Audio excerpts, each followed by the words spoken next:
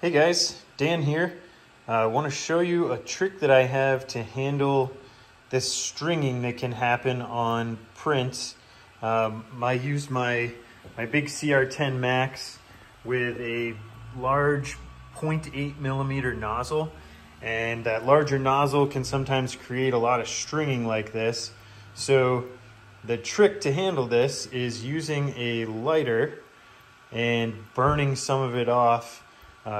You basically light the lighter and you hold it a couple inches away. You obviously don't want the flame touching it, but the very thin strings have a really high surface area to volume ratio, so they cook off way faster than the rest of your print. So let me show you how this works.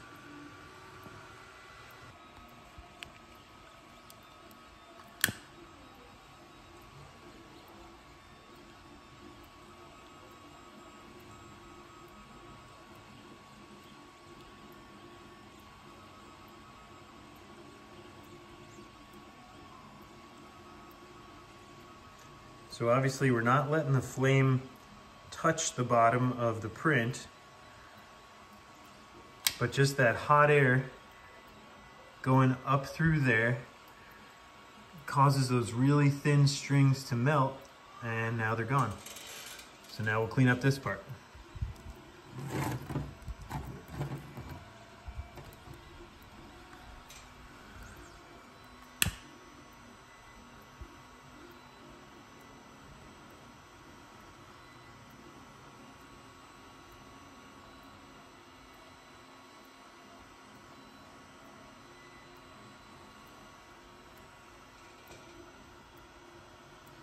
So be careful with your lighter.